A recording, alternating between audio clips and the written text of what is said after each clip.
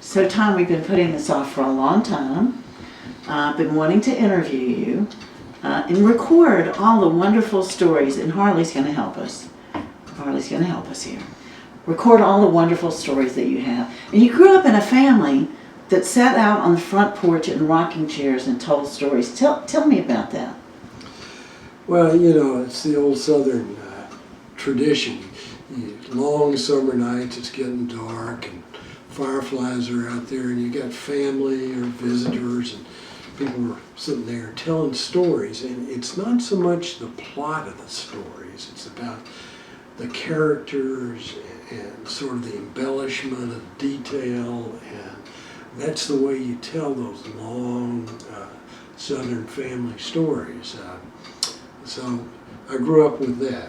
So what would the kids be doing while the adults are telling stories? Oh, chasing fireflies, lying down on the porch and listening to what the grown-ups were saying.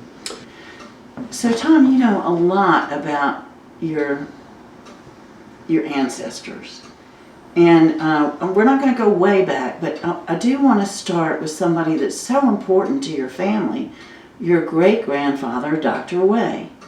Tell me about him. Tell me about him. Where was he born? You know, just the basics.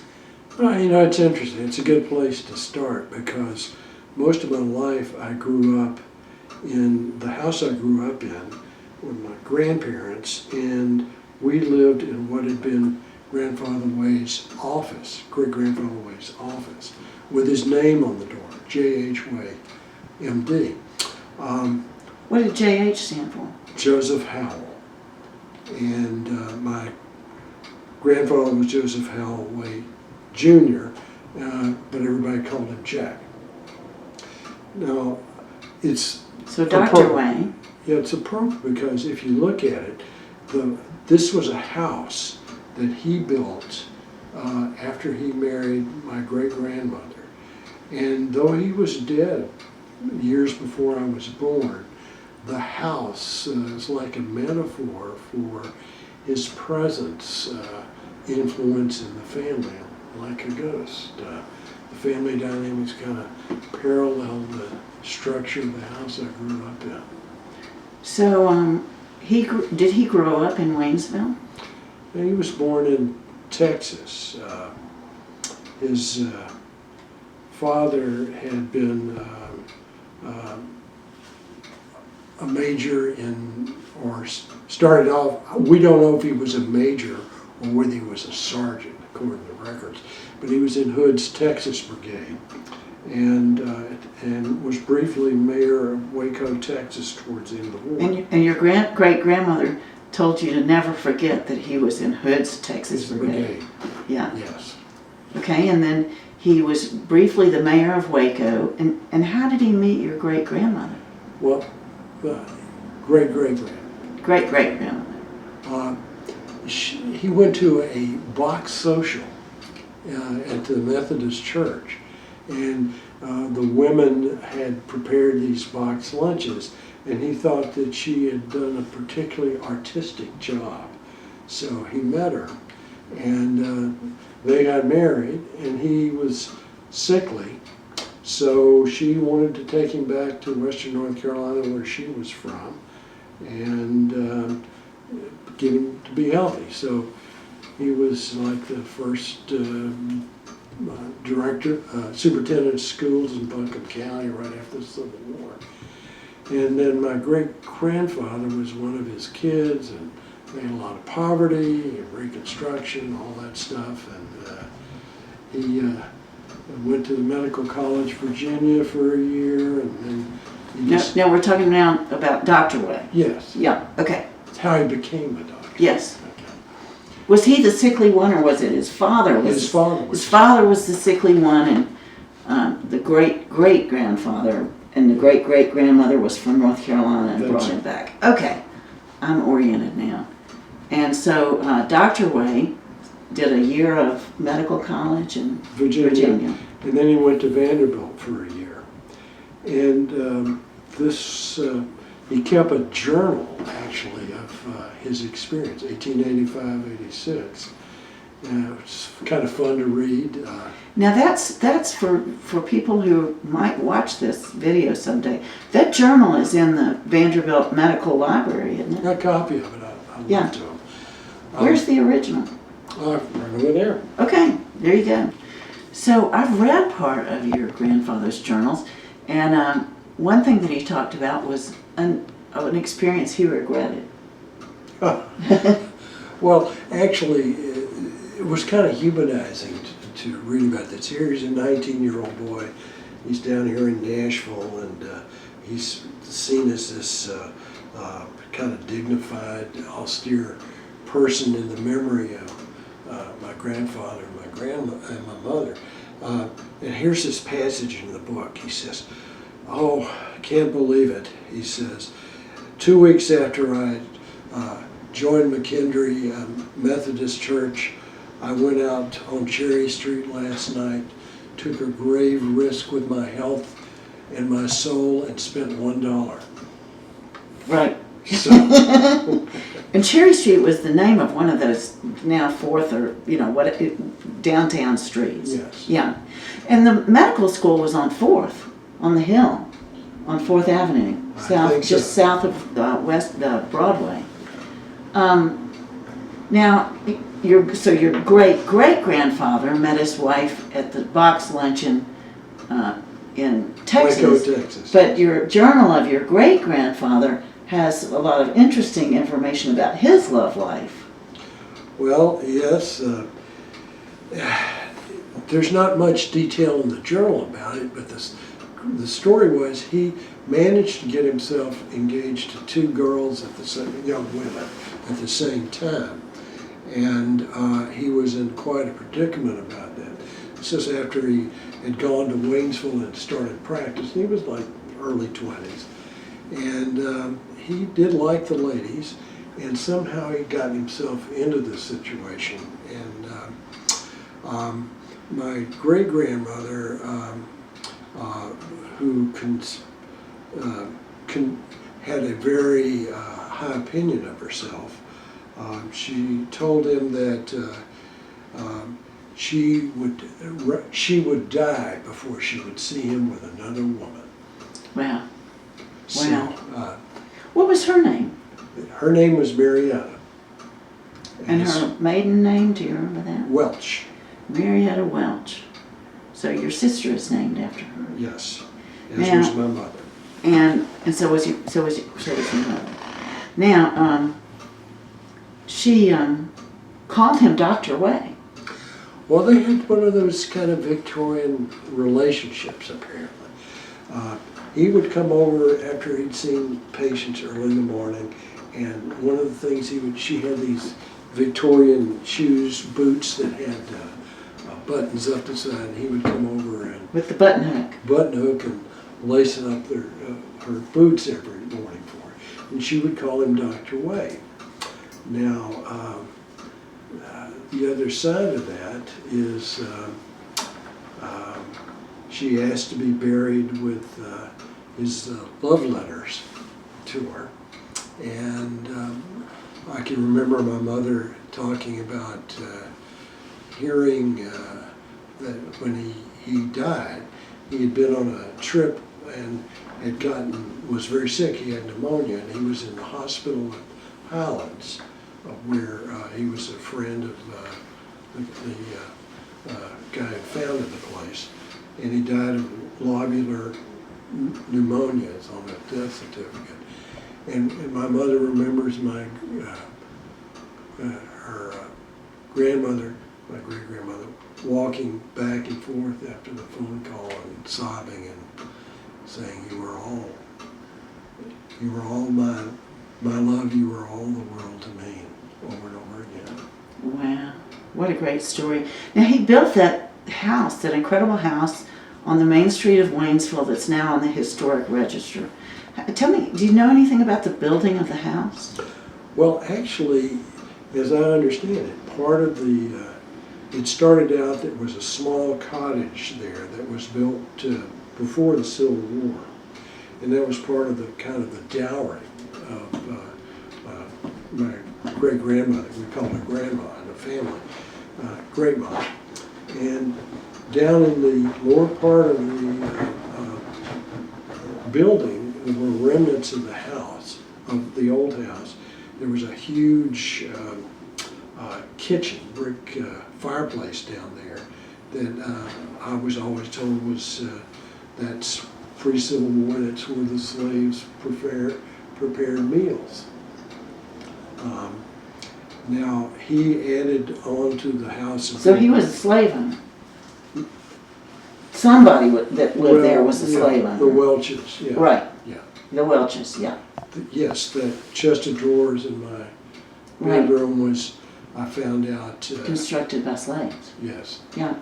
But my great-grandfather, Dr. Wade, built this house around that, and it's 3-story brick Victorian thing. Looks very much like the old houses in East Nashville or Germantown, and I'm sure it was influenced by his stay in Nashville. As he says in his journal that he wanted a big Tony house.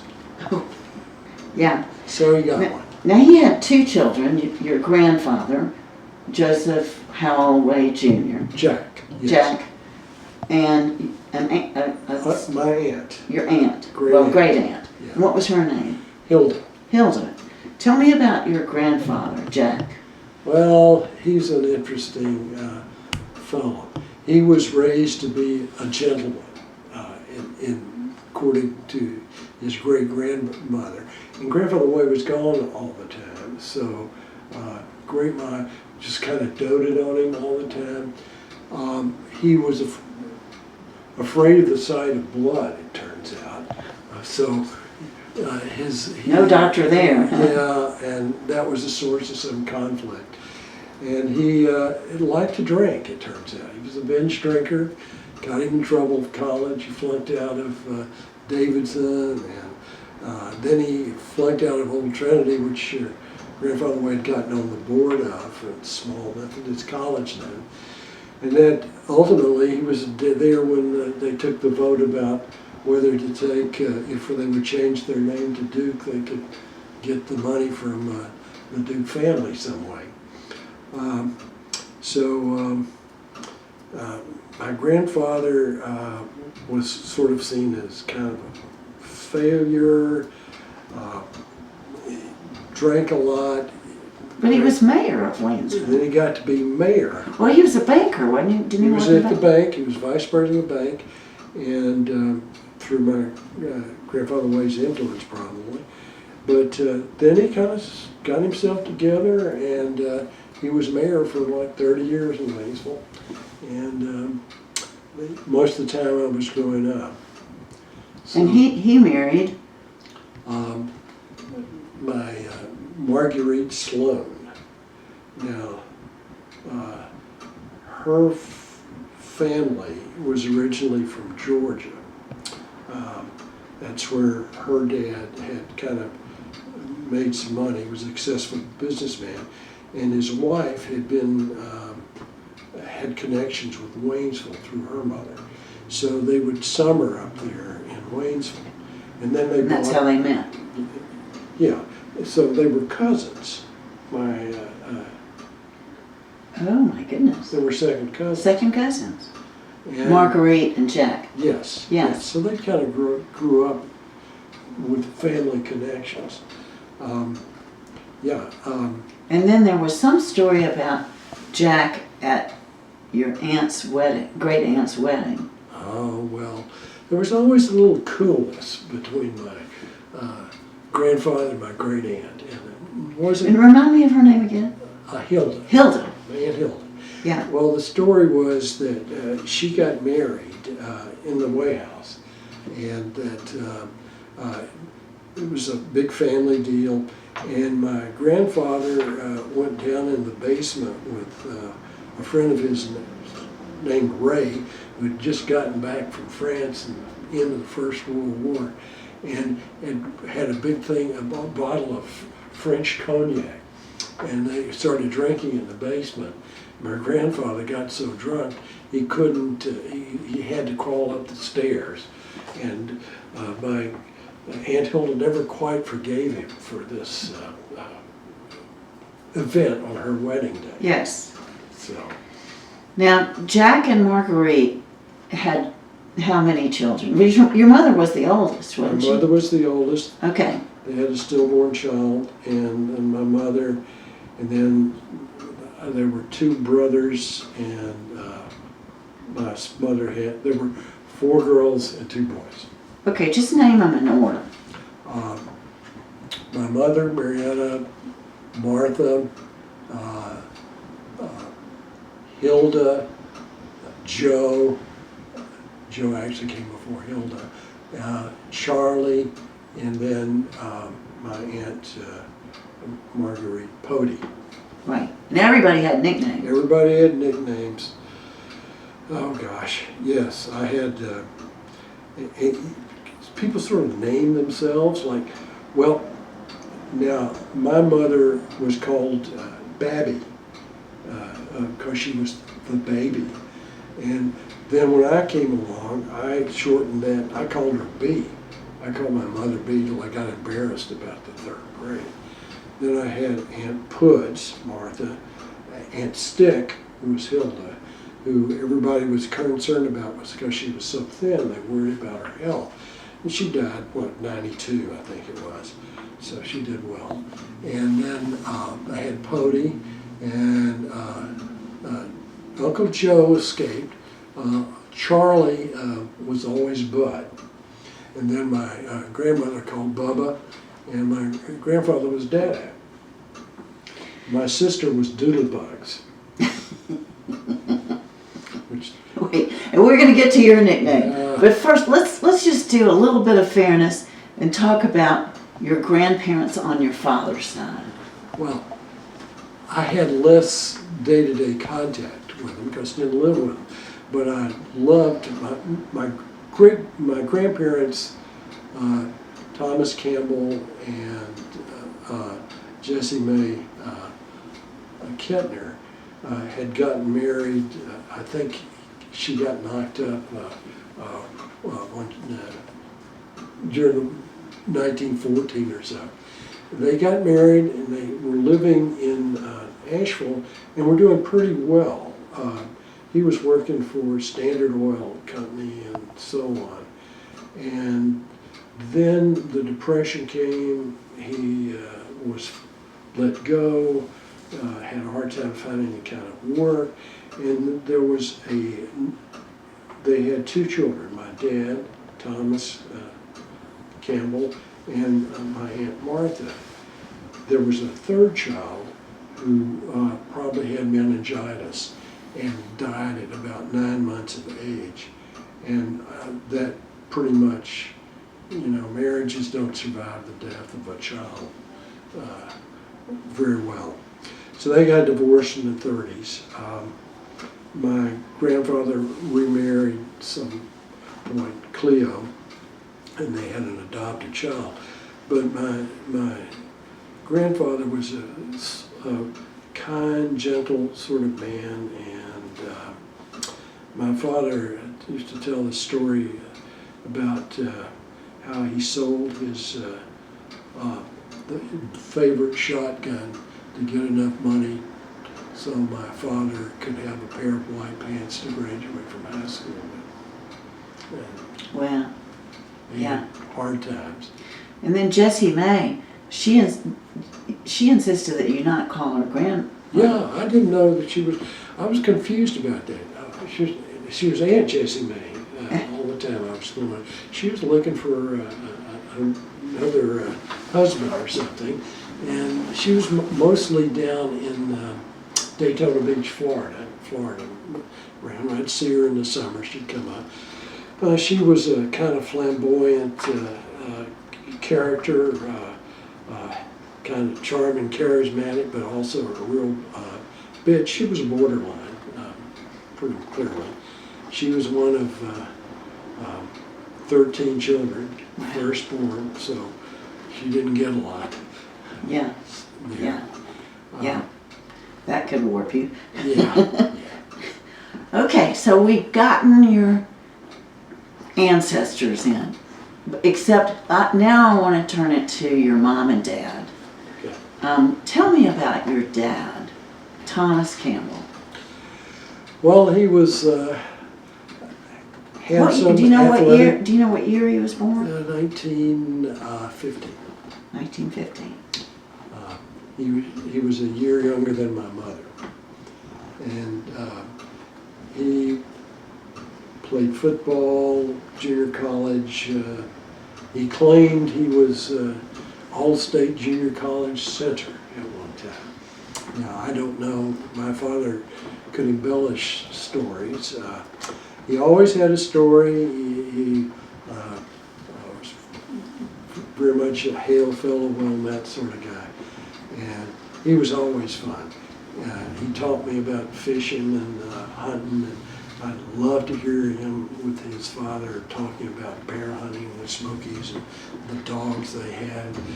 He had plot hounds for a while when I was a boy, and I just loved hearing those stories, and I lived for a chance to go fishing with him, getting up early in the morning and driving through the mountains. But he had challenges. Certainly his work life was a challenge. Well, And I want to talk about before you were born, I guess, because we're going to bring in the fact that you were born. oh, I'll get around to it. Yes, Okay. the central event. The central event. Yeah. What was he doing before you were born? Didn't he have a service station? Well, he was working, he started out working at Inca Corporation in the lab there. And though then he was working at Dayton Rubber as a kind of head of a foreman sort of thing. And my grandfather loaned him money, and they bought a service station at the end of the war. How much money? About $10,000. Yeah. That's a lot of money. Yeah, back then. And he was not a success. He had a hard time making people pay him that owed him money. And then he kind of fell apart. He had been 4F during the war.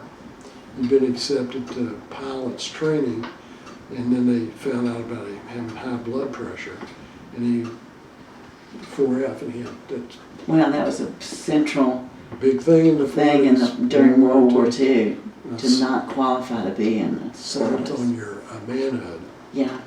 So that, then he failed in business, and he. Did your Jack hold this? That the family kind of hold that against him, that he didn't pay that money back? Yep, absolutely. Wow. Tell me about your mother before you were born. She went to college, didn't she?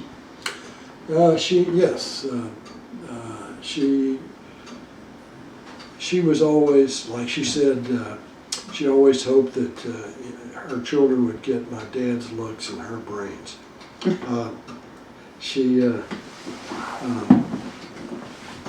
got skipped 2 grades and went to college, Salem College, when she was 15. Wow. Which was a challenge for her emotionally. She had a first cousin, Jinx, who she had a few years older than her, that they lived in the same room. And Jinx had gone to Salem as well. And there was family history of depression on that side, and Jinx and her brother had lost both their parents before the age of 5, so they moved in with my great-grandparents. Wow. Took them in. Well, Jinx was hospitalized at Highlands, and she was home one weekend and went up to Aunt Hilda's house and took Uncle Lenore, Hilda's husband, got his pistol and took it back, and she went out on the grounds at Highlands and shot herself.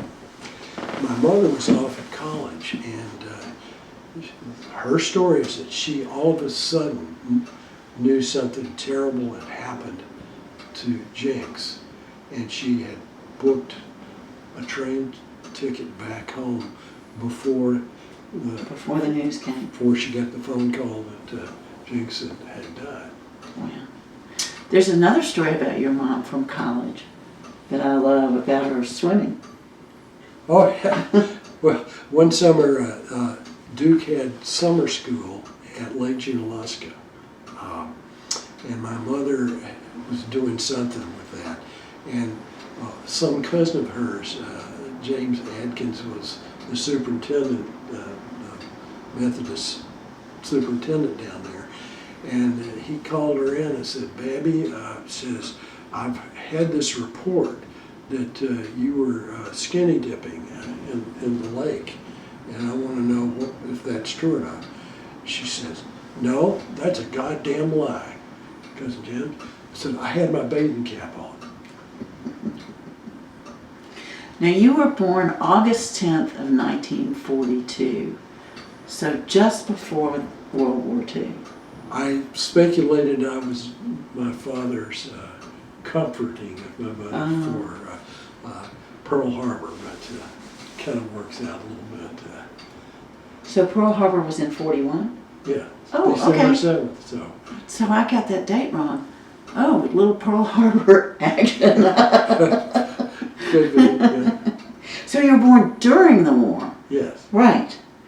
And what are your earliest memories? My earliest true conscious memory is of my sister being born. Oh, tell me about that. Well, I would have been a little over 2. She was born in, October 31st. And I remember a crib being moved to a room in my grandmother's house. And there was an African-American guy with khaki pants. I remember there was no cuff on the pants. And moving it in there, and something was very different and strange feeling. I didn't know what was going on. And my next kind of piece of that memory is my Aunt Podie saying, "Boy, she is back. She's back now," and running down the stairs at my grandma's house and starting to run across the porch. And it's just gotten dusky dark, and I can see the window into the living room, the office, and sitting in the chair is my mother, and it's like a halo effect, she's back, my first separation from my mother. Of course, She's back with a baby. yeah, well now I don't have no memory of my sister. It's a vague feeling of what use of her baby. I was hoping that somebody I could play with or something, but no. Yeah, it was 1944. My sister was born. Right. Yeah. Right. Yeah, it's stories. I have a little bit of a vague memory. It's a family story. The war, you couldn't get metal like tricycles, and I had a little tricycle out of wood, and somehow I rode it down the steps of the porch there was a carport out there, and 10, 15 steps, and it broke. And I put my hands on my hips, and everybody was concerned about me at the time. And all I said was, well, I didn't want the goddamn thing anyway. And Yeah. we weren't sure how to deal with my profanity. Now, were all of Jack and Marguerite's kids living in the house when you were very young? Off and on. I had these doting aunts who thought I was wonderful. I'm the firstborn grandson on 2 sides of the family. And, they get to go, and they love to get me to talk. And I used to go out, and there was kind of we called it the field, a couple of acres of land with some pastured woods behind my grandmother's house. And I'd go out there and go shooting Japs and Germans. Then I'd come back up and Aunt Hilda lived next door. I'd go in. My great-grandmother, great-ma, was still alive. She was in a wheelchair with a broken hip and all that stuff. And she was in her 70s, just about 80 at the time. And I'd come in and ask me, I'd tell these stories about how I'd been hunting lions and killing Japs and Germans and so forth. Then she'd feed me chocolate-covered cherries, which I would then go home and promptly vomit. And my mother had to confront her about this, which was hard because Great-Ma was the iron fist in the velvet glove, Southern matriarch who ran the family. And nobody confronted her very much, but she loved to talk to me. Now, at one point you wandered away. Yeah, I was out and the dog got through the fence some way, and I got through the fence, and there was a little store down at the bottom of Pigeon Street. I'm probably 3, 4 years old. And I wander in and I asked these guys if they had any lions that needed to be killed. So they inquired and figured out who I was. So they called and got somebody to come get me. You know, the field and this place I wandered through was fenced in. So I thought, and back then in the 40s, people didn't do this helicopter parenting. I pretty much ran free most of my childhood. Now you had a nickname. Tell your audience here about how you got a nickname and what it was. Now, the story is that they were having a Sunday dinner, and they hear my grandparents and my parents and an aunt or uncle or two, and they hear this squawking and crying out in the backyard, and they rush out to see what's going on. And I'm out there. I had this red wool hat on, and there was a rooster and these chickens that my grandmother had, which everybody did back during the war. It was up on my shoulder pecking away at the red hat, and I have some sort of stick, and I'm flailing away at the rooster, tears streaming down my face and whacking away, and I became Rooster after that, and the chicken, the actual rooster ended up in chicken salad a few days later.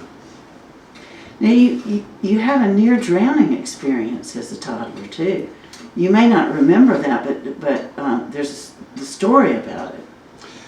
Well, I don't remember it in a conscious way. I've often wondered about that. As it was told to me, my mother was pregnant with my sister Marietta, so that would have been probably late summer, early fall of '44. There was a wading pool that my uncles had built at the bottom of the yard. It wasn't very deep, maybe 3 feet by 6, 8 feet long, and my mother... Was it 3 feet deep though? Did, Well, in the water wasn't Yes. 3 feet deep. yeah, the water was about 3 feet. Wow. And my mother's up on the porch, and they look out. You can't see me, and I just saw my hat floating on the Wow. surface.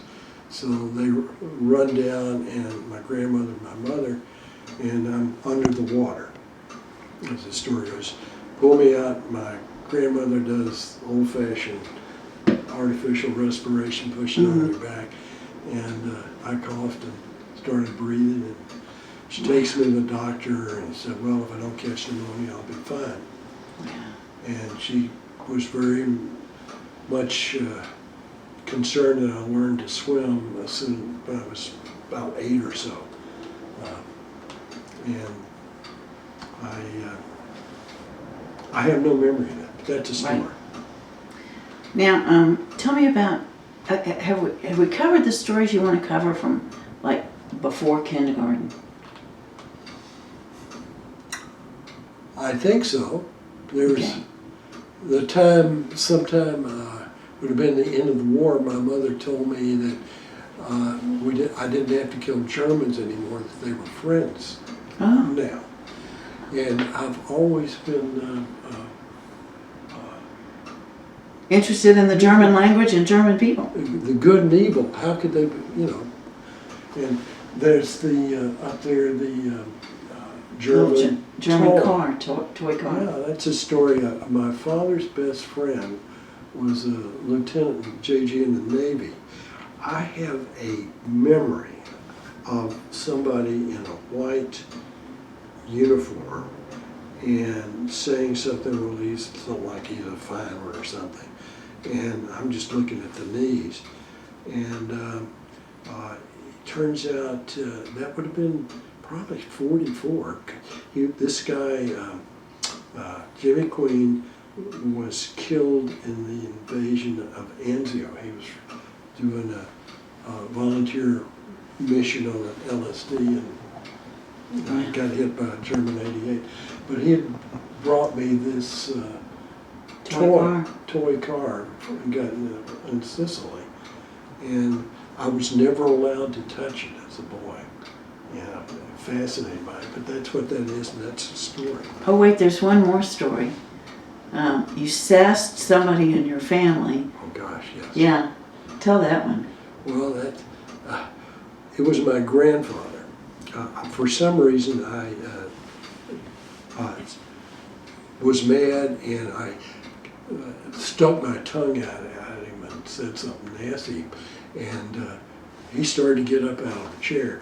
Well, my mother was faster, and she came after me, and I'm running for the front door. And I can remember being there at the front door, and I'm seeing a doorknob right at eye level.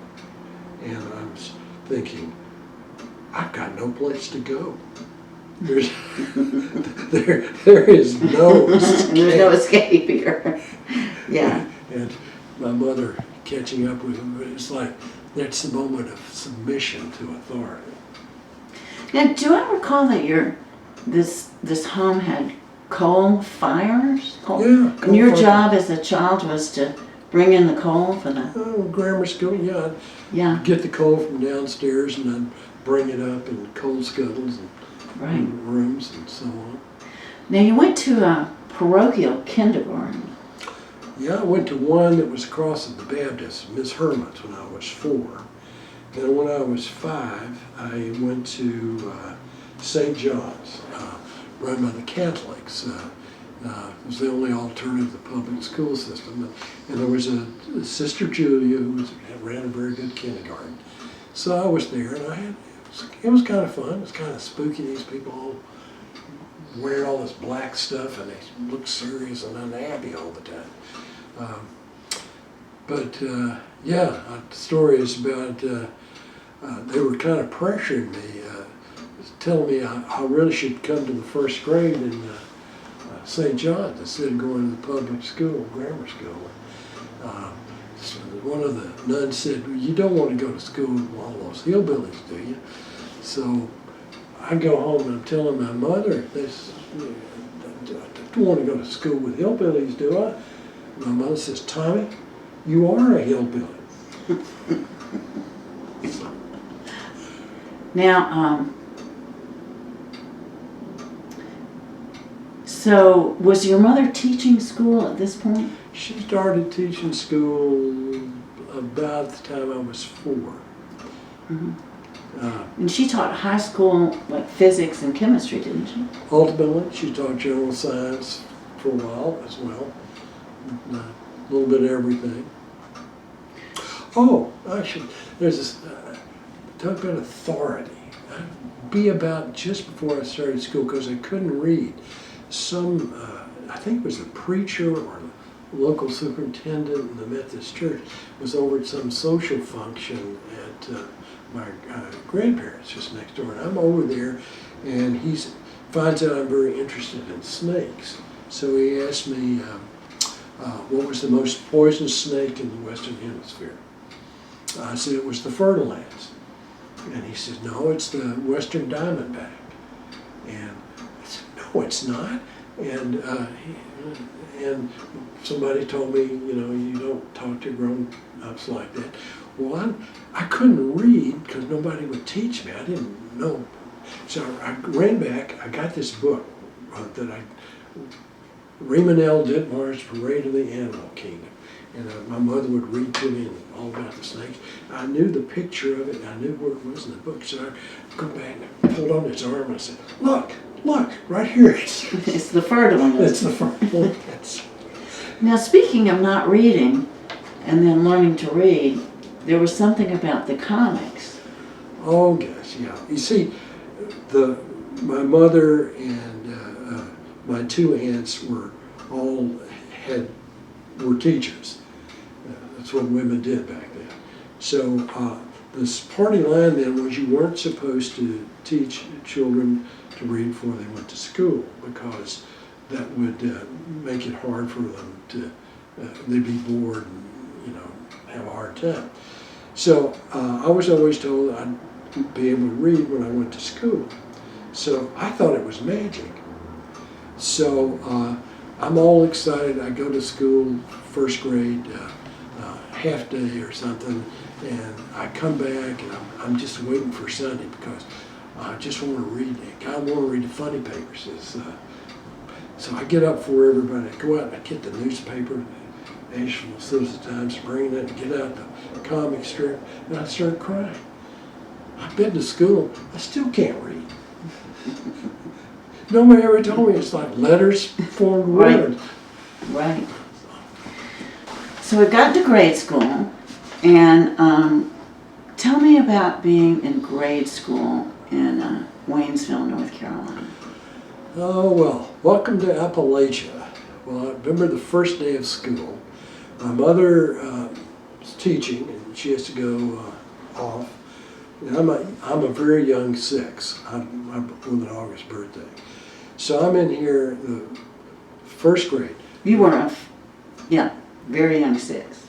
So there are all these mothers around the walls, and these kids, they're all sobbing and crying. And my mother told me I had to be a big boy because she couldn't be there on the first day of school. And I just remember being a big strong. Yeah. Yeah, Miss Boyd was my first grade teacher, and let's see. Now, being strong, they came in to vaccinate the kids every year. Oh, that was a rite of passage. One's manhood and reputation was on the line. Every day, every spring, from the 40s to early 50s, the public health nurse would come around and you get a typhoid vaccination. And you lived in this terror about when we're going to get our shots. And you'd pull up, the word would be out all through the school, and you'd go and you'd have to stand in line. And the big thing was who was going to cry. And if you cried, particularly the boys, girls, they could get away with it. But if you cried, you were labeled. You had no cred for the year. So that was a big. Can I do this? So at some point you were in a school where the kids came to school barefoot. Was that in grade school? Yeah, that's what everybody did. Blue jeans, barefoot, and the deal was the principal would say, usually sometime in October, when you had to start wearing shoes. And then there would be this magic moment, usually in April sometime, when he'd say, you can take your shoes off. And that was such a release, a burst of freedom. And did you go to school barefoot? Yes. And how old were you when you couldn't go to school barefoot? Oh, when I started junior high school. Yeah. Okay. Now, I'm going to come back to stories from grade school, but you were brought up in the Methodist church. Your family was Methodist. Yes. And I know that your grandfather had a comment. Talk about his comment about the Baptists and Methodists. Well, we lived across the street from the Baptist church, and I knew that his mother had been a Baptist. Great mom, though she became a Methodist. So I was very curious about this. I was probably the third grade or so, about 8. We were walking down the block, and we walked past the Baptist church across the street, down the end of the block to the Methodist church. So I was very curious. I said, well, what's the difference between a Baptist and a Methodist? My grandfather thought that was pretty funny. And he said, well, son, I'll tell you. He said, if a man's a Methodist, you offer him a drink in the living room. But if he's a Baptist, you offer him a drink in the kitchen. I love that story. Okay, so we're going to talk about grade school, and so many of your stories are about the mischief you got into. Tell me any stories that you want to put on this video about grade school mischief. Was the snake story in grade school, or Yeah. Let's talk about the snake story. Well, that was probably 5th or 6th grade. I had a good friend, Jackie Adkins.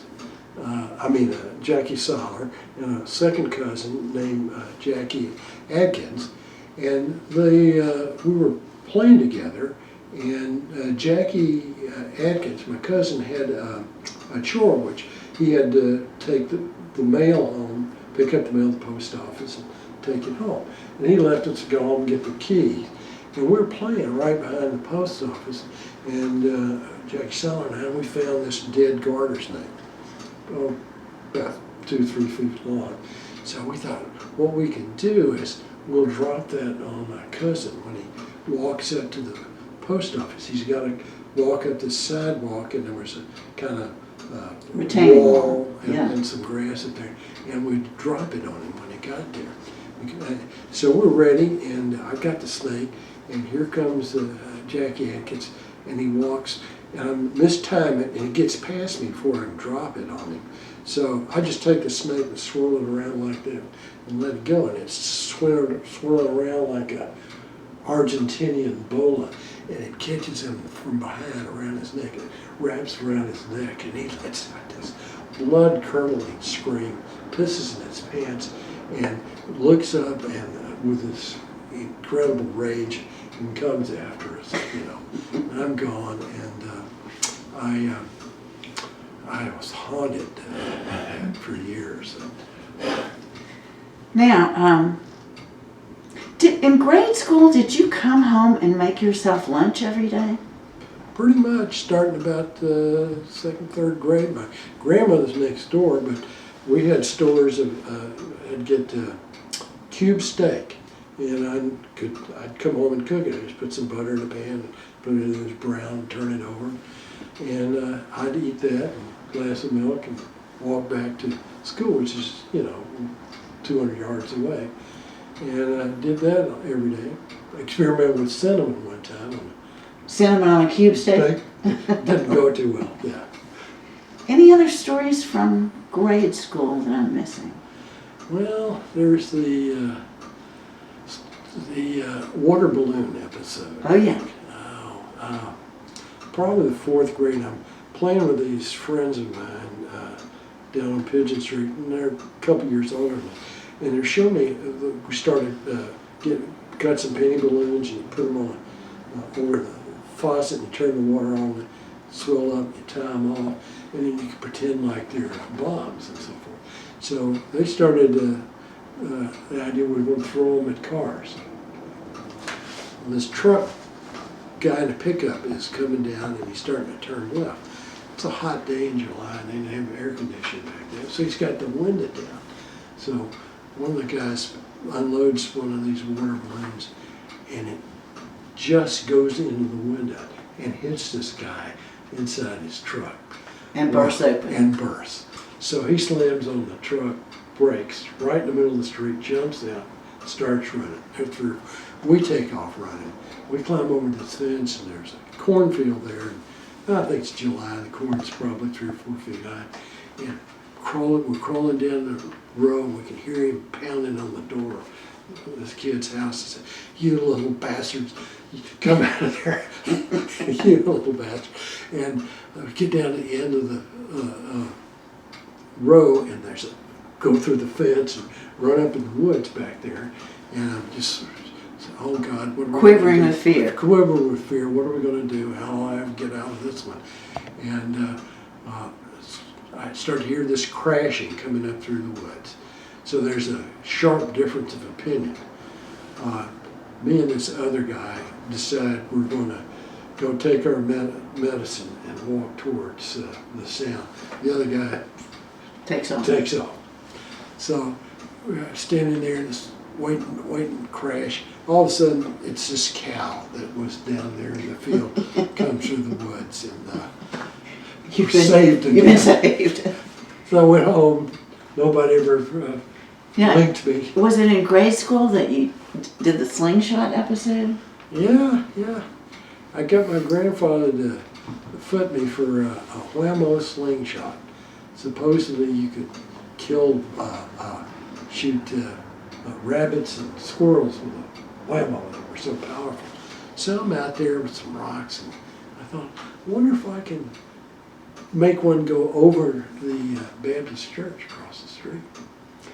Well, I pull back and let go, and I hear this crash, this tinkling of glass. And thinking, oh my God, I've broken a stained glass window in the church over there. Oh God. And I started running, and I'm down in the field, and I'm thinking, oh my God, what am I going to do? My parents can never afford to pay for the stained glass windows. What terrible things are going to happen to me? Dear God, get me out of this like you have so many times before. I'll be such a good boy if I get out of this. So I creep back, it gets dark, it's about supper time, so I get back to see just how bad the damage is.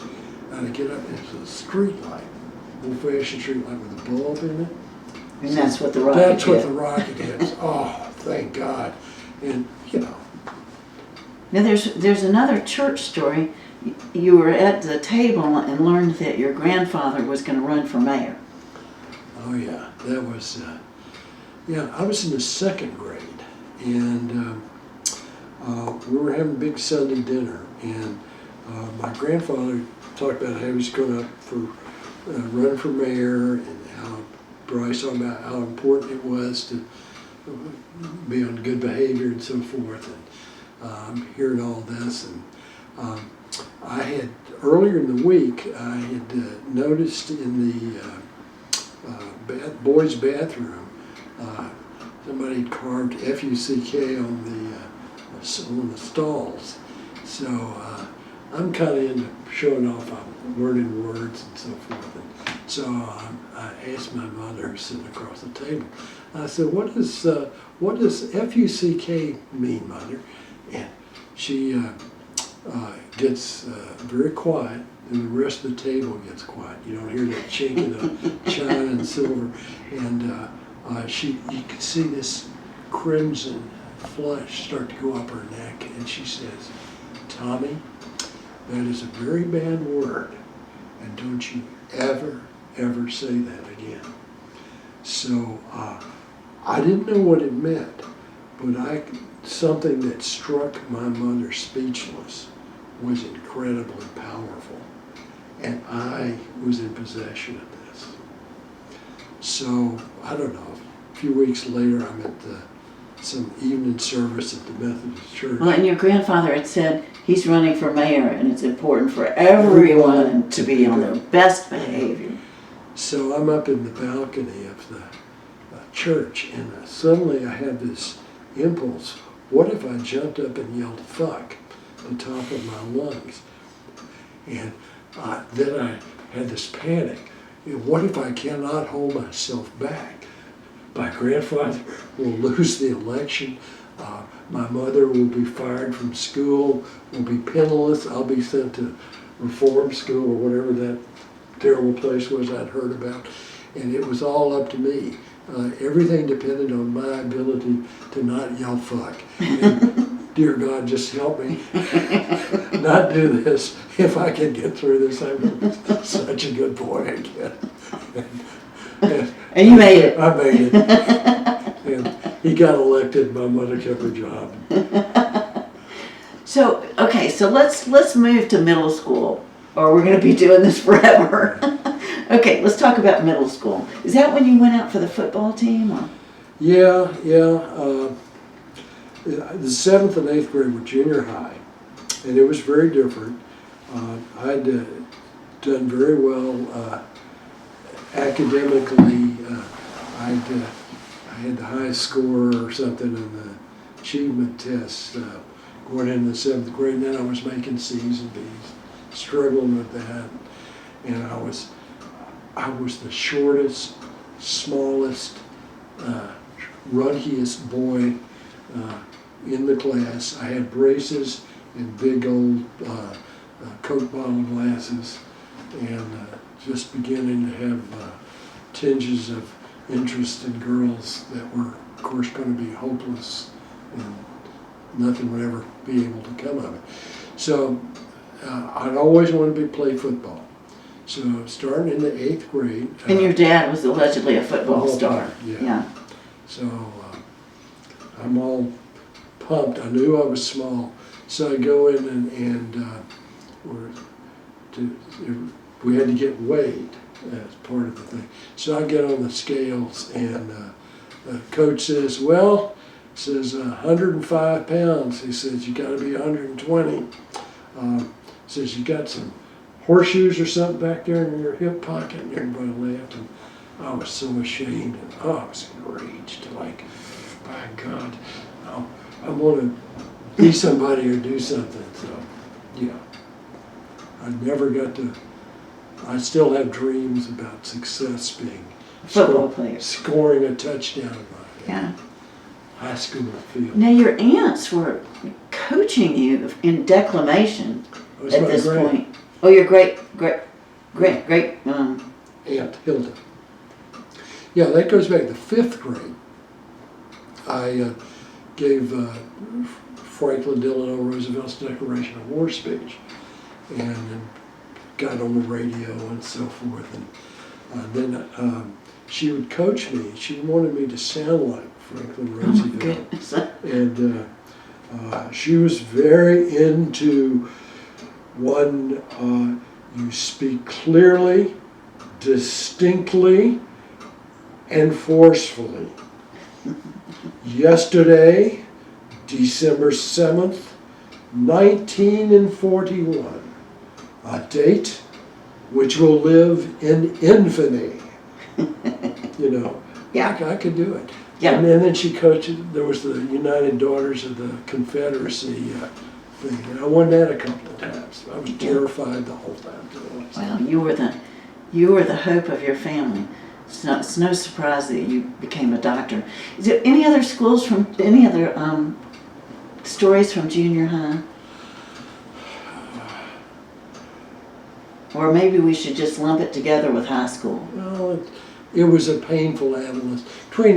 Very painful thing. You know, the dark side of stuff in my family was my father was having an affair with another woman and had a couple of children by her. This was happening when I was like the 7th grade, and a lot of tension in the family. You didn't know what the truth of what was going on. And you sort of internalized it that your dad wasn't around because you weren't successful. Yeah, I couldn't play football, and I was a nerdy kid, and people just laughed at me as a bookworm, Mr. Encyclopedia, that sort of thing. So I felt like I was a failure and a disappointment. So that was hard. I started working. I was 14, setting pins in the bowling alley, nickel a game. And that summer, between the 8th and 9th grade,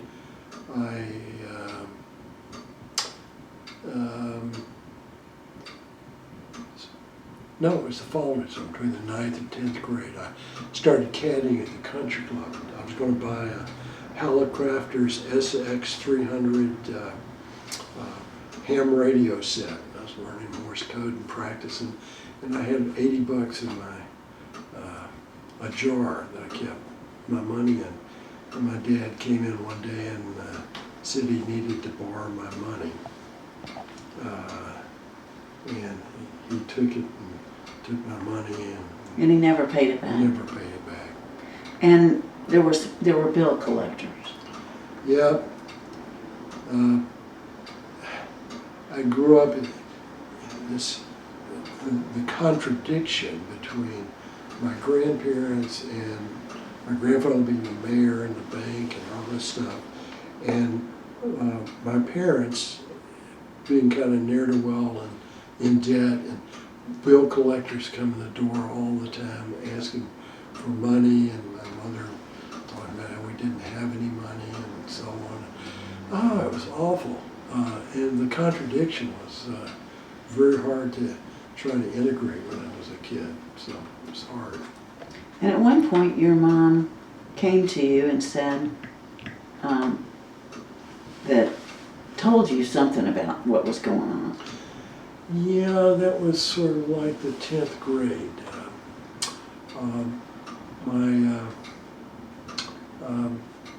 She told me the stuff about my father and Having children by another woman. She heard this and they were probably going to have a divorce.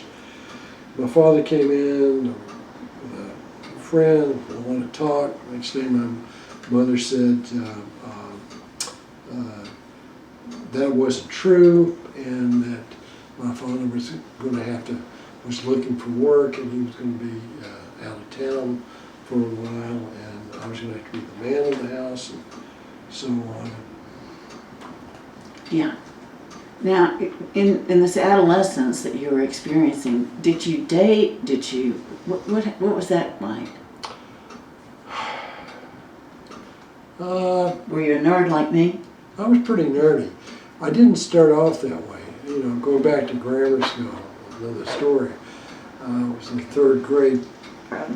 Somebody bet me a nickel that I wouldn't kiss Roddy Edwards in the lunchroom. So I kissed her on the cheek and Collected your nickel? collected my nickel, but there was shrieks of uncomfortableness among the kids, and the teachers would tease. My father found out about it, and he was unmuch. Everybody started calling us man and wife, and man, I didn't want to have much to do with girls, but I did, but I was afraid of the shame. And I was so, I didn't get my growth spurt till I was like about the 10th grade. Well, that makes such a huge difference. I didn't have a car, access to a car. God, that was horrible. My grandmother would let me borrow her car to take the driver's driving test, but I wasn't allowed to drive it. And my mother didn't have access to a car for a while, and the one she did was an old stick shift that I was not allowed to drive. I didn't have a car to drive. Right. You can't date if you don't have a car. And it's hard enough as it was. So I had a couple of dates with my heartthrob, Margaret Fowler. But it was, I had to get somebody to drive me to pick her up to go to the movie. That was just too humiliating to follow through on. It was hard. Let's come back to the story about your parents, because after this big upset about your mom saying that they were gonna get a divorce, and then the next day she said no, that wasn't happening. Your dad spent about a year away from the family. That's right. And he was looking for a job. He couldn't find a job, and I don't know, what all was happening there. We'd see him, he'd call about once a week, and he was there, came back for Christmas and so on, but he was gone for a long period of time. But what happened, my grandmother, Jessie May, was first cousins with Fred Bush, who his family had started this cannon company over there. Bush Brothers. Bush Brothers. it was a pretty small operation at the time. She got Fred to give my father a job, and started out minimum wage, working in the inventory place. And so he was living in Tennessee and working there, and he'd come see us on weekends.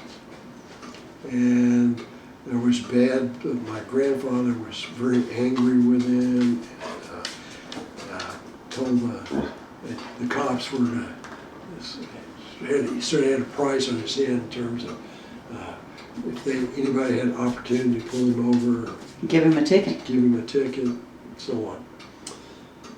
So yeah, I used to have to drive him down to the road down below Lake Junaluska that goes over Highway 30 or something, goes over to East Tennessee, and he'd drive this old car he got from a friend of his back. So he worked over there at Bush Brothers, and then your family then we moved. Moved to Newport, Tennessee, right? Mm-hmm. Now you had asked your grandfather and grandmother if you could stay there and finish your senior year, but they said no. Yeah, that was, they retracted their offer. So I chose to go to East Tennessee and experience. That was not a great experience. Talk about spending your senior year in Newport, Tennessee. It wasn't Newport.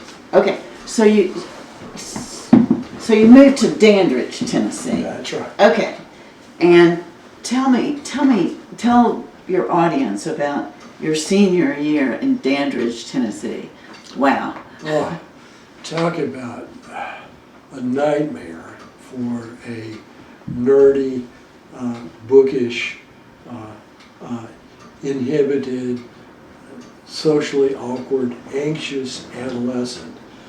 Your son to go from college prep program in a big public high school to a tiny high school in East Tennessee, Maury High School, with about 80 students in it.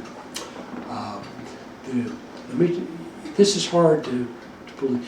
Okay, first of all, boys and girls had separate homerooms. You went to the lunch line separately, segregated. There were no high school dances because the local ministers felt proximity of young bodies was bad stuff.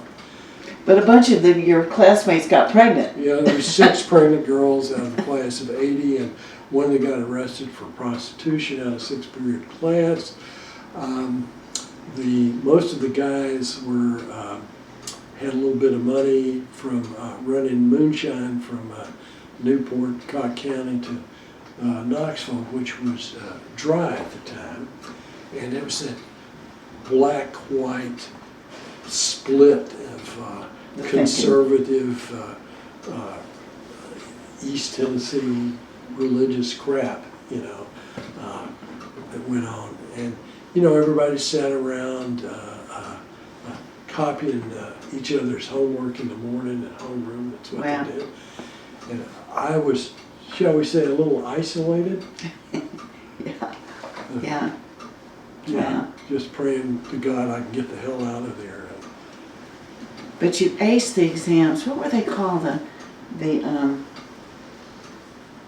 ones that got you into National Merit Scholarship exams. Yeah. Right. And that I was a semifinalist, and that really. And that was so important back then. I'm not even sure they exist anymore. Well, I'm not sure either. Yeah. I was the first student to take the college boards from this high school. Wow.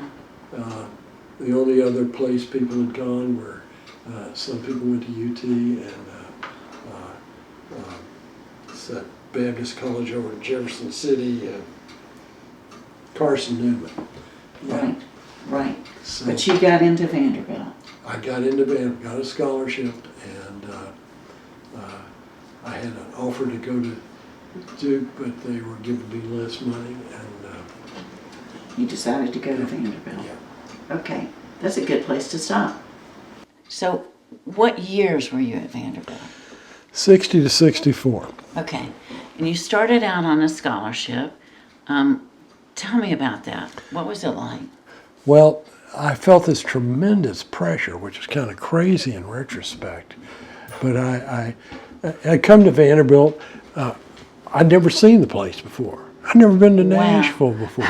And I'm here and, here are all these guys from kind of big cities or private schools and kind of social experience that was far beyond anything I'd had. And I felt like a country bumpkin, an idiot, and I'm not the smartest guy in the classroom by any means anymore.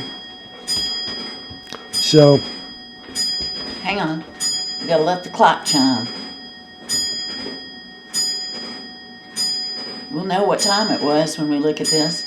yeah, So you weren't, for the first time, you weren't the smartest guy in the room. yeah, Yeah. for my perception, yeah. Yeah. So that was very hard to adjust to that. And I lost the scholarship part of, I had a mixture of a loan and a scholarship. And I felt this deep shame and humiliation, like my whole life had been ruined. But I sucked it up and came back, worked hard, made the Dean's List, and got it back the next year. But Now, it's not an easy adjustment. Vanderbilt has a big Greek system too. Tell me about that. Well, the incredible naivete I had was I thought it was incredibly undemocratic. So I didn't participate, didn't join a fraternity. Well, I quickly found there was no social life to be had, and Right. one was, it only underscored one's nerdiness that you were not in a fraternity. And I didn't like that, and I resented it. And I did kind of turn my resentment into trying to work harder and so on. Moment of triumph, though. We had a softball team. We started, I think, when I was a sophomore, that was allowed to participate in the intramural league as the Independents, and we were kind of a joke. The Independents are going to sure, you guys can come out and play. Play against the SAEs. And Yeah. So we come out, and the first team we play something like ZBTs or something, and we beat them 18-0. And we had a kind of a ringer. We had a physics graduate student who was a really good fastball pitcher, which that's mostly what softball's about. But it was so good. And we got in the finals. We finally were beat by the SAEs, the jock fraternity at the time, for the championship. But the next year we were allowed to participate again, but none of the victories would count against intramural standings. there you go. So There's Vanderbilt. we're the victim of our own success. But that was fun. That was a moment of triumph. Yeah. Now, you didn't start out thinking you were going to go to medical school. Tell me about what you thought you'd do when you first went to college. Oh, I was going to do physics. So I'm taking physics, calculus, right in introductory chemistry my first year. And it was not easy. I was in English and history. So I had like 4 C's and a B at the end of the first semester, and then I bumped it up, but in end of the year, and I was making A's in English and history, and not doing so well in physics and chemistry. So what's that about? So I thought, well, maybe I could be a doctor. You can't. The light went on. Yeah, but then in retrospect, I could see that the whole family thing, my grandfather's failure, my uncle's failure in becoming a dentist when he couldn't get in, my mother being a mother, a And wanted to go to woman. medical school. So, and J.H. Way, M.D., in the front door of the house I'm lived in till I'm 12, it strikes me all of a sudden, hey, I could do this. And that's not a bad thing. So I had to change my major, and I started majoring in biology and a minor in chemistry, which was It was not an easy curriculum. not easy. And then I found like I couldn't even join the pre-med undergraduate group because my grades weren't good enough after my first year. I wasn't eligible. Wow. So, but I persevered. I was going to go ahead and try it. So, like my junior year, I had 6 labs, one every day of the Wow. week. And what I lucked out on was, I test well. You test well. So, Something we have in common. yeah. Yeah. So I Yeah. I did really well on the MCATs, Yeah. and I applied, and I applied at UT, Duke, and Vanderbilt, and I got a nice letter from somebody at Duke saying they wanted me to stop by and visit them on an interview, that they were contacting everybody who'd scored above 99 percentile on the MCATs and so on. I thought, oh, okay, that was flattering. And Vanderbilt, I got in early admission and on the wait list at Duke, and I said, That makes sense. It makes sense. So while you were at Vanderbilt, you did not have a lot of money to live on. Talk about that. well, yeah, it's wasn't a great school to not have any money available. And my parents,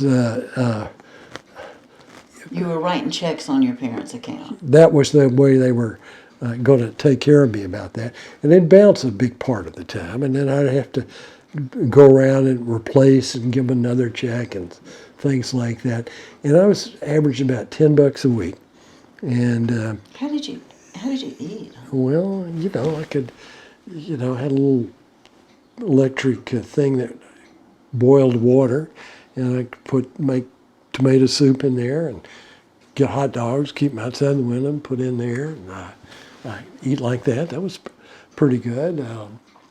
I eventually got a bottle of Jack Daniels to take to fraternity parties when I could go or take a date or something. But I couldn't really afford to buy Jack Daniels, so I kept using the same bottle after it'd get emptied. I used to buy this stuff called Jim of Kentucky and Old Mr. Rocking Chair. And Jim of Kentucky, you pour it into the bottle like that, and it leave a stain around your fingers. Then the label started coming off, and I had to get rid of it. But yeah, Wow. little things like that. Yeah. Toward the end of your time at Vanderbilt, and before you started medical school, you must have met Judy. Yeah. It was went to a wedding. A friend of mine was marrying one of her sorority sisters, and I met her, and And she was cool.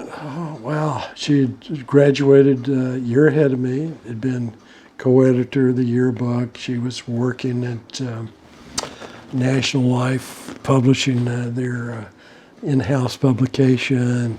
She had her own apartment and car, and here I am, this poor old country boy trying to make it a big city kind of thing. And her mother was Betty Banner and wrote all this society stuff. I thought I was That was cool. cool and very sophisticated. And when did you marry Judy? Right into my first year of medical school. Okay. Yeah. So I guess let's talk about medical school. Let's take a minute. Is there anything else from Yeah, let me make clear to my audience? audience that I had to work my butt off every summer. I worked in the labeling department at Bush Brothers, stacking cans of in boxes, cans of boxes on pallets, and hot night shift part of the time, day shift for minimum wage, which at that time I had once figured out was the equivalent of walking 100 yards to pick up a penny, assuming you walked at 3 miles an hour. And would you do that? But, and then I finished concrete on the interstate highway, working North Carolina, staying with my grandparents the next summer. Next summer I worked the pea harvest in Walla Walla, Washington, and then thinning apples in Yakima, Washington. Had a girlfriend who was a truck driver, was going to the University of Pennsylvania. She got me the job thinning apples.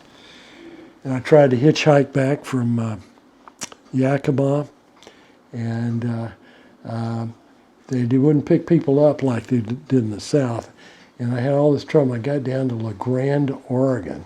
The last ride, some guy picks me up, and he's puts his hand on my leg and says, he showed me the back road to Boise. And I jumped out of the stoplight with my suitcase and had enough money I could get a bus ticket to Memphis.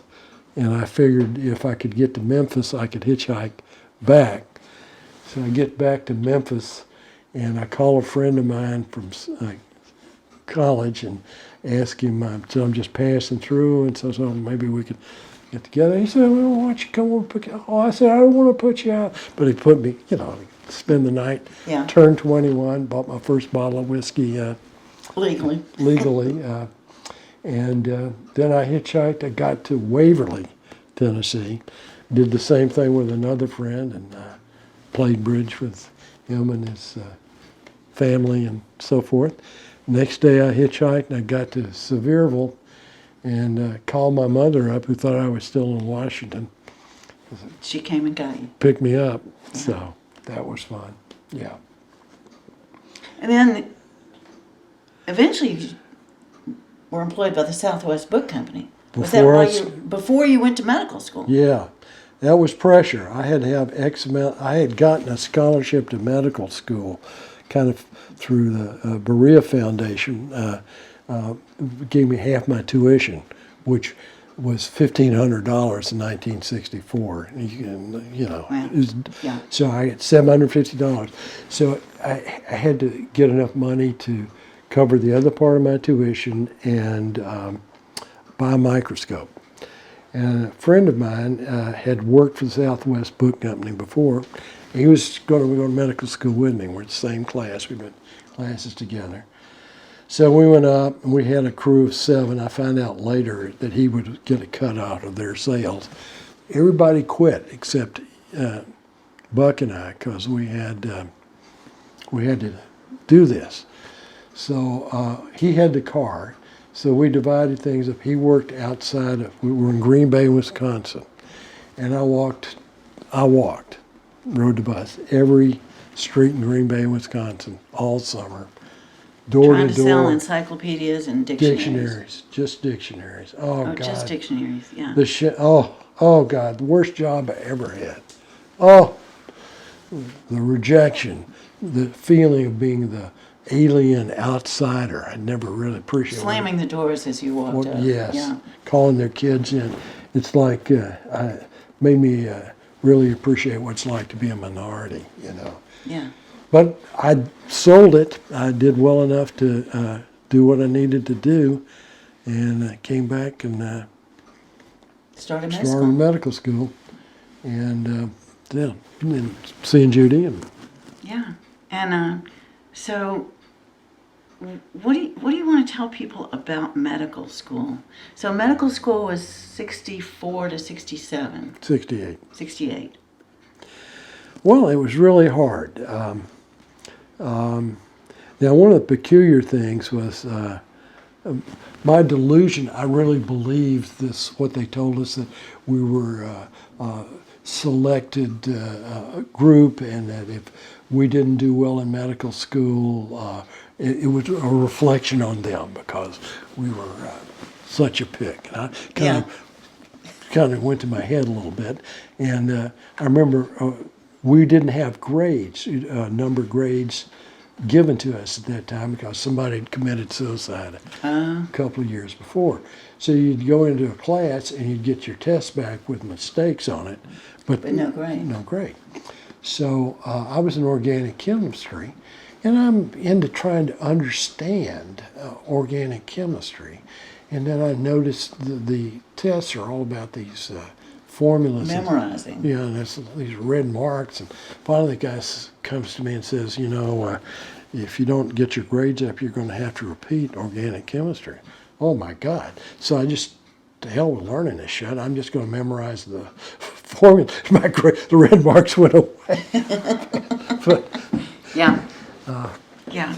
So I struggled first couple of years in medical school. I liked pathology. That was a big rite of passage. The guy who taught it, John Chaparro, was he had a frozen knee from a shrapnel wound in Anzio during the war. And you could hear him coming, stomp, slide, and he was terrifying. He was austere, very critical, but very challenging. And then we had a thing called organ recital, where we had these, you'd watch an autopsy, and there would be two people presenting, and that you had to review the chart of the person that had died. And everybody else in the class, there were only 56 of us, stand around on these little metal railing things and watch. And he'd be he'd cut and say, no, and just quiz the hell out of whoever the presenters were.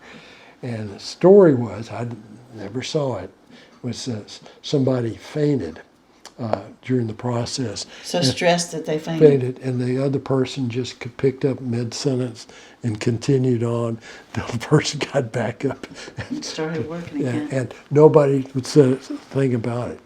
But yeah, I can remember.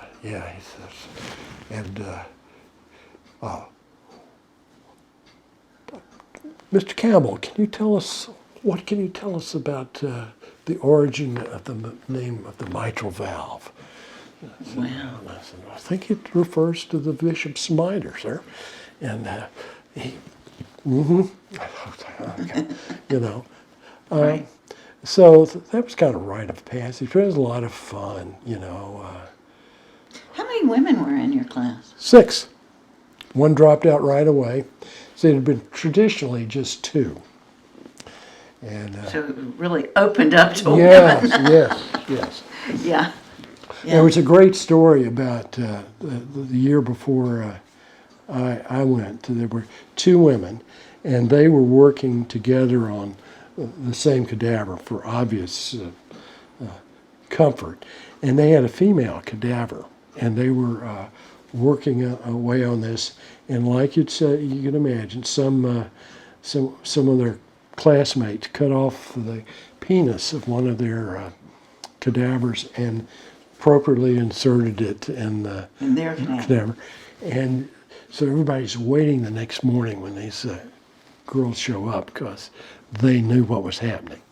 So when we pull back the plastic sheet and they see what's happened, one of the women pulls it out and looks at it, looks like it around the room. She figures about who would be the grossest, crudest person to do that.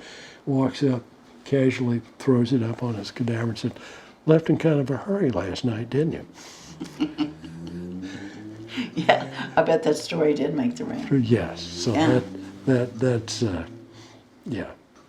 So you graduated from medical school and did I guess, did they call it a residency or an internship at the time? It was both. Uh-huh.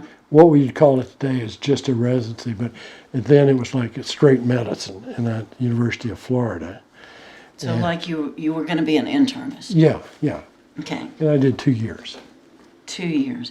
Now, nobody that watches this is going to understand the Berry Plan.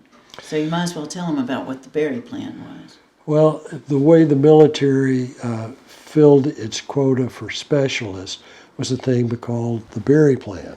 And you picked your which branch of service that you were going into, You could either be drafted or get in the Berry Plan.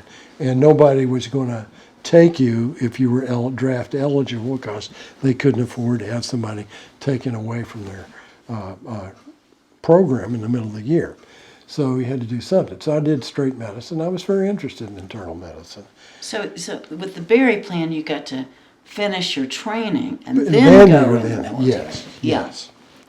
Right. So So you went to Florida for 2 years. yeah, I enjoyed it. I was very intrigued with psychiatry. I'd gotten an award for the outstanding student in psychiatry, the Beauchamp Prize, and I felt like that was the most interesting thing I'd gotten involved with. The thing that really interested me in medical school, I realized, was the relationship and the people, and that all of a sudden when I started seeing people, suddenly I could remember everything about the disease process because I could connect it with a With the person story. and a story. So there I was, and I enjoyed medicine. It was strenuous, it was challenging, and first time I really had responsibility, make a little money and so on. But I did a rotation on psychiatry at Florida and liked that, so I requested to go ahead and enter active duty after 2 years so I could get it over with and thinking about doing psychiatry. Now somebody joined your life in Florida. You Oh, and yes, Judy. yes. Tell me about that. Well, we couldn't seem to be able to conceive, so we decided to adopt. And we got matched in a private adoption. The deal was we paid for the delivery and hospitalization, and in return, the mother got to match the child with the college graduates and so on. So that was the deal. I got Robin, she was 3 days old. It was so wonderful. I remember once Robin said, "When did you know you loved me?" Yeah. When did you know you loved me? First moment I saw her. Yeah, That was when you laid eyes on her. it. Yeah. Yeah. So, residency in Florida, Robin arrives in your life, and then you go into the Air Force. Yes, I had all this anxiety because I'm like a couple of weeks away from the end of my residency, and what am I going to do? I've heard nothing from the Air Force. The Vietnam War is going on. Where the hell am I going to end up? So I get in the mail this thing. You've been assigned to RAF Bentwaters, England. And this, and down at the bottom says, this is contingent on you accepting a third year instead of just 2. And I said, throw me in the briar patch. I have to be in England for 3 years. Bring it on. So I went to 2 weeks out in North Texas at the Air Force Base there, learning how to put your uniform on and Whom to salute. whom to salute. How to salute. And a little bit about why rank's important and learning to triage casualties. And then we go to England. And that was a harrowing trip. But we got there. I got to first day in England, I'd go down to a pub from the place I was staying and go in. There's a fireplace, golden retriever there in front of the fireplace, looking out, seeing the North Sea and thinking, oh This is God, it. this is penultimate experience. Yeah, so I spent 3 years in the military. Marriage fell apart. I got to be a major, got to take some very interesting trips. You Let's see. became more interested in being a psychiatrist. Yeah. I'll have to tell some stories about that. I'd fooled around with hypnosis in high school and been very interested in that, scared of it at the same time. And the security police came in one day. They had two boys, 12-year-old boys, who one of them was claiming that their scoutmaster, one of the pilots, had sexually molested him on a sleepover on the weekend. The other kid denied anything like that had happened, and they wanted a doctor to interview him. So I interviewed the two kids. The one who was claiming the abuse said that I hypnotized him and told him he wouldn't be able to remember what happened. And he said it didn't work on him. The other kid validated the story except for the period of time when the sexual molestation timeline was the same. So I figured if this guy could do hypnosis, my high school induction technique might work. So I hypnotized this kid who'd been having nightmares and headaches before that. So I hypnotized him, and he confirmed what had happened, and I, told him, it wasn't his fault, and it's okay, and he'd be able to remember everything. And the Air Force let this guy resign. Wow, of course, and go on and molest other children, probably. Probably. Yeah. And it was confirmed by one of the other psychiatrists who was other docs who was a flight surgeon, who also became a psychiatrist, had this guy come in and confess to him about what had happened.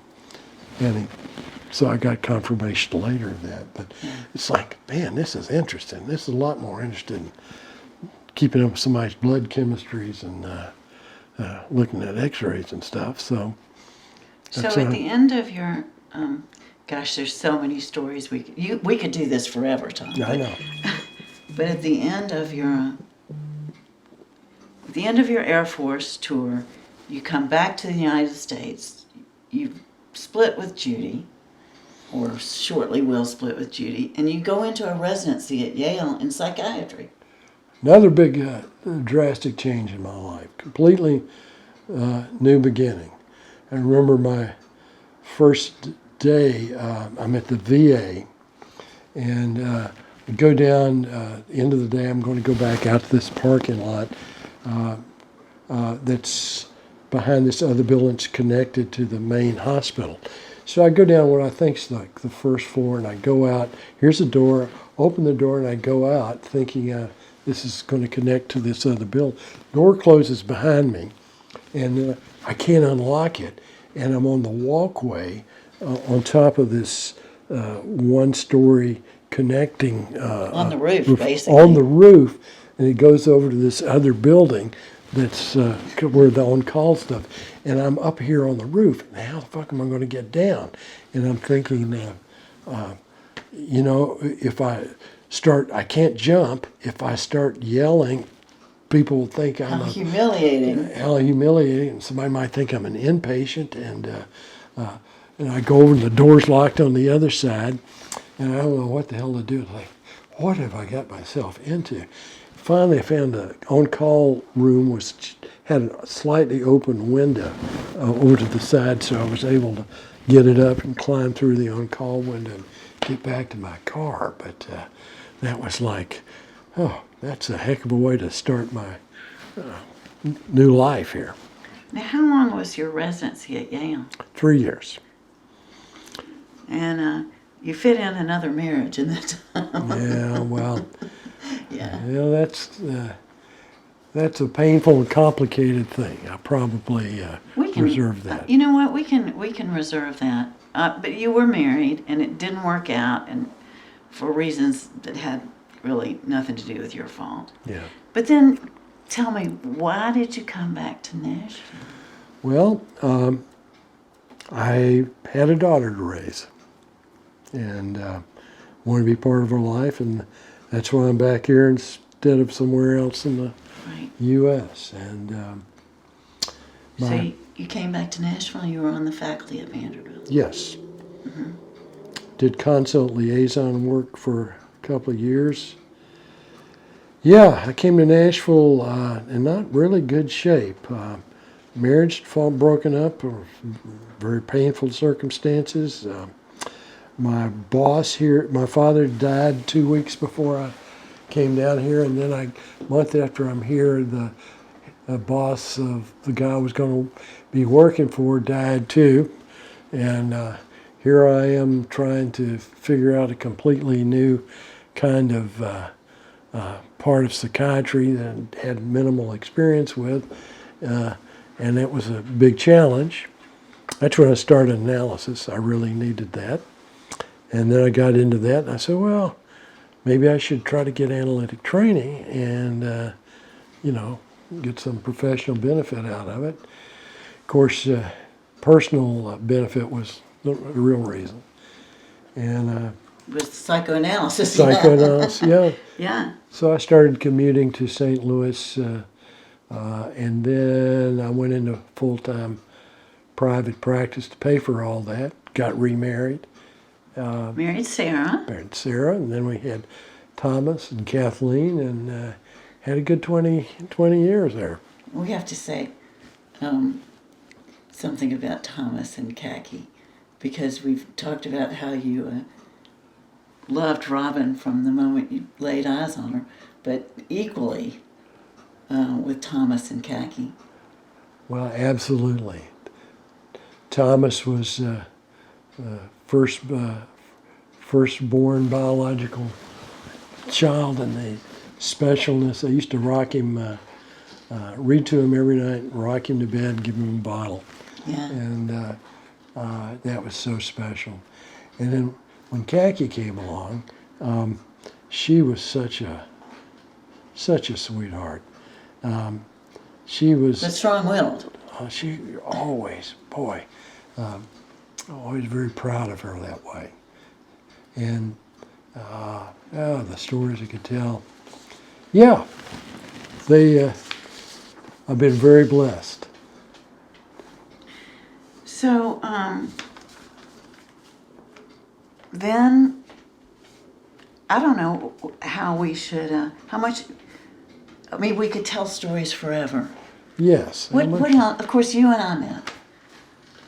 But is there anything else you want to talk about before we get into our current life?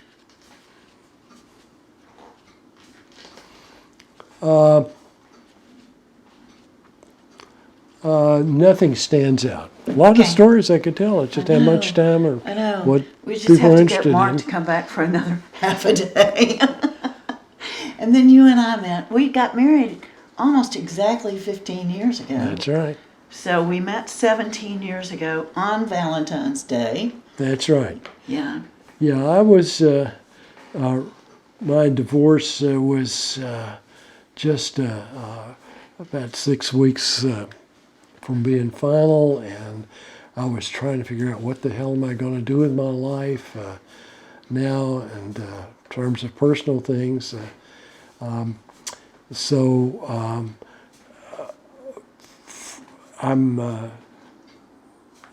the wife of one of my long-term colleague suggested that you and I could date.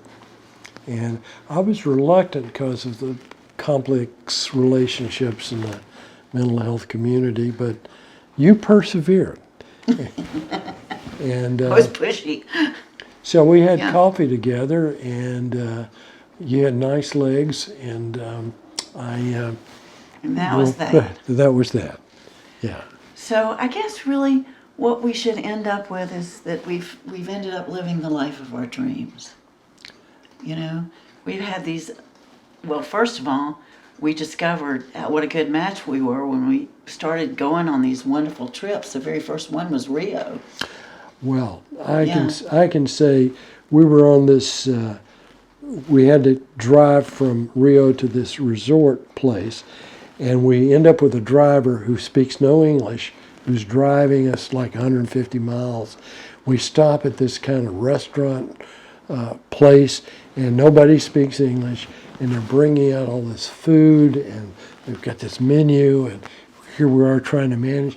And Barbara's just such a trooper. She's not blown away or frightened or overwhelmed by it. And we just play it by ear and turn it into a really wonderful experience. And he says, wow, this woman, she's a keeper. Well, this man. Yeah. And we've taken these fabulous trips, and I guess we can end up with the fact that we won the Parenthood Lottery. All 5 of our children ended up in Nashville. At the time of this interview, we have 7 grandkids, but we got our fingers crossed. There may be We got more. our fingers crossed. Who knows? Yeah. Okay, and I think that does it.